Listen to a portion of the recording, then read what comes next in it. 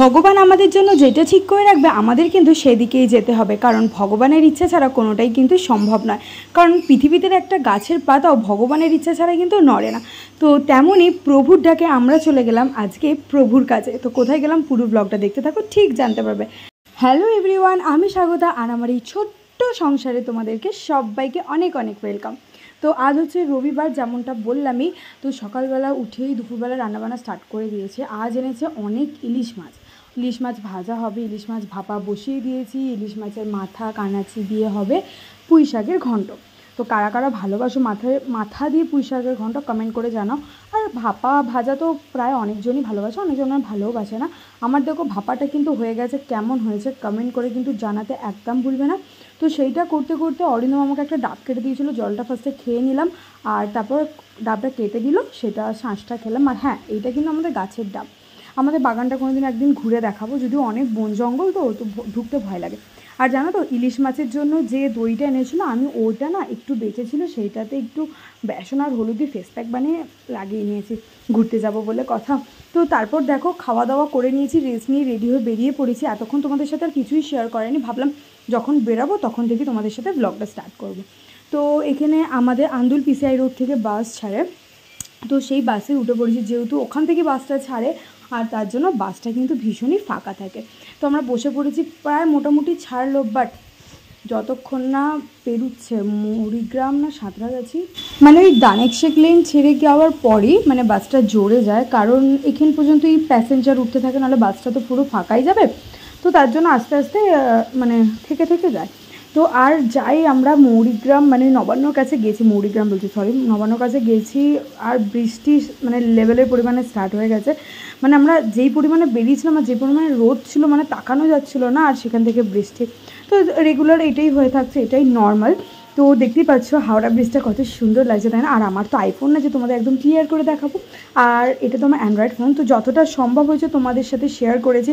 আশা করি তোমরা পাশে থাকলে আমি নিশ্চয়ই আইফোন একদিন কিনতে পারবো, জানি না সেটা তো অনেক দূর।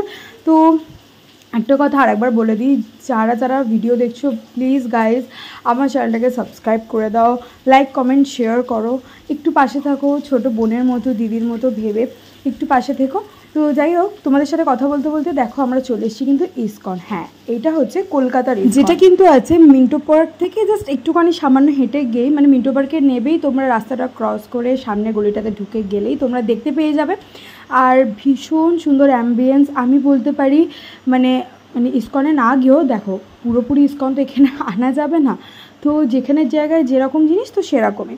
তো এখানে চলে এসলাম। আমি বলতে পারি তুমি এখানে গিয়ে যদি 1 ঘন্টাও দাঁড়াও, মানে তোমার যা মনের মানে এক্সস্টিক থিঙ্ক আছে, ডিপ্রেশন আছে, মন খারাপ আছে, খারাপ জিনিস আছে, ভালো জিনিস আছে, সব ঠিক হয়ে যাবে। সব মানে সব ঠিক হবার তোমাকে রাস্তা দেখানো হবে, তখন সেই জিনিসটা দেখে তোমার মনে হবে যে না, এবার হয়তো কিছু ভালো হতে পারে, তুমি এই জিনিসটা তুমি পাবে।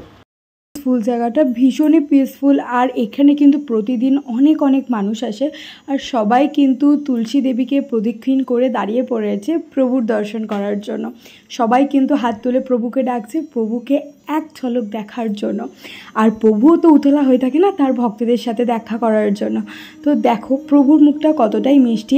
আর এই সিংহাসনের পাশের জায়গাটা দেখতে পাচ্ছ তো ফাঁকা, তো এইখানে থাকেন হচ্ছে জগন্নাথ দেব। বাট এখন তো রথ, মানে এই ভিডিওটা হচ্ছে আগের রবিবার, এই রবিবারের নয়। তো রবিবার তো রথ ছিল, তার একদিন পরেই তো পরের দিনই ছিল উল্টো রথ। তো জগন্নাথ কোথায় সেটাও তোমাদের সাথে এই ব্লগেই শেয়ার করবো, পুরো ব্লগটা দেখতে থাকো।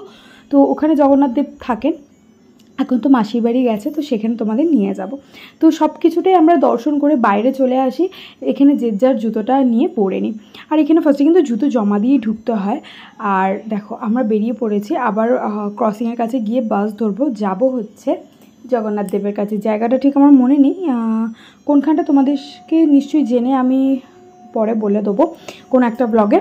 তো দেখতেই পারছো এখানে জাস্ট বেকের কাজ দিয়ে যাচ্ছিলাম। আর এখানের কেকগুলো ভাই এতটাই সুন্দর, মানে ফিনিশিং মনে হবে কেক না, ওটা কোনো একটা মডেল বানানো হয়েছে এমন মনে হবে। তো যাই হোক আমরা তো চলে আসি সেখানে।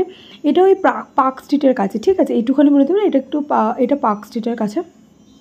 তো মেলাটা কিন্তু বাইরে থেকে বসেছিলো। মেলা মিন্স মানে কোনো পূজা আচ্ছা হলে যে বাইরে থেকে সব ছোটো ছোটো হকারিগুলো বসে, তো সেগুলোই বসেছিল, যেমন লাইট। আর মেলা মানেই তো বাদাম ভাজা, পাঁপড় ভাজা, জিলিপি তো মাস্ট। রথের মেলাতে এগুলো তো মাস্ট। তো এখন তো যে কোনো মেলাতেই মানে যে কোনো মেলাতেই এগুলো হয়, বাট আগে যেটা ছিল রথের মেলা মানে পাঁপড় ভাজা, জিলিপি আর বাদাম ভাজা, রাইট? তো সেটাই হয়েছে, ওগুলো বাইরেই বসেছে। আর তারপরে আমরা ঢুকতেই ফার্স্টে নিয়ে নিলাম হচ্ছে আমাদের শ্রী কৃষ্ণ প্রভুর টিকা, মানে তিলক যেটাকে বলে, তো সেটা পরলাম। আর এটা পরলে মুখটা আলাদাই চেঞ্জ লাগে, তাই না?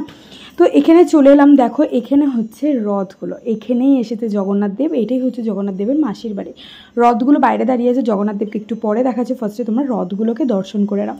আমি আজ পর্যন্ত কোনোদিনও পুরীতে যাইনি মিনস রথের সময় পুরীতে যাইনি, এমনি আমি 2বার পুরীতে গেছি। রথের সময় কোনোদিন পুরীতে যাইনি, আমার যাওয়ার ভীষণ পরিমাণে ইচ্ছা। যদি প্রভু টানায়, ছেলেটা একটু বড় হলে আমি নিশ্চয়ই প্রভুর কাছে যাব রথের সময়। তো আর কিছুদিন পরেই পুরী যাওয়ারও প্ল্যান হচ্ছে, যদিও তখন রথ থাকবে না।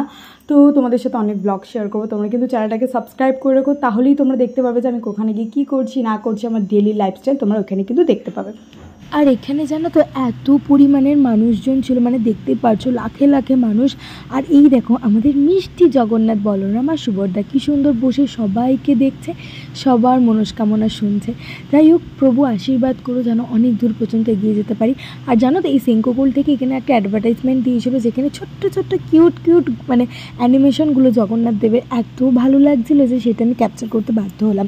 আর এখানে দেখো কি সুন্দর অ্যাংলোগুলো, মানে যারা বাইরে ভিনদেশি থাকে, মানে ওদের গলায় গান শুনলে তোমরা বাঙালিদের গলার গান শুনতে চাইবে না। মানে ওদের গানের মধ্যে মানে ওরা যখন গান করে তোমাকে কোনো ইনস্ট্রুমেন্টারের প্রয়োজন হবে না, ওদের গলাটাই কাফি।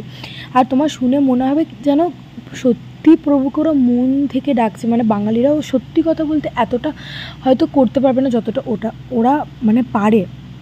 তো যাই হোক, সেখান থেকে ঘুরে টুরে ফেলার পর আমরা চলে আসি হচ্ছে পার্ক স্ট্রিটে যে জুডিওটা, সেখানে।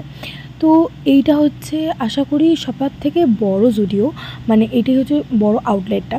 তো যাই হোক, এর আগে আমি কোথাও যাইনি, মানে কোনো ব্রাঞ্চেই যাইনি, কারণ যেই টাইমে এই জুডিওটা লঞ্চ হয় তখন থেকেই আমি হয়েছি প্রেগনেন্ট, আর সেই সিচুয়েশনে যাওয়া তো পসিবল নয়। তো এটা হচ্ছে ফার্স্ট আমি জুডিওটা করলাম হচ্ছে পার্ক স্ট্রিটের। কালেকশন মোটামুটি ভালোই লেগেছিলো, পুজোর সময় নিশ্চয়ই কিনবো। কিন্তু কি বলতো, যখন ফার্স্ট লঞ্চ হয়েছিল তখনের প্রাইস এক ধরনের ছিল, আর এখন যে কাস্টমার অনেক বেড়ে গেছে তখন দামটা হু করে লিফটে করে বাড়িয়ে দিয়েছে।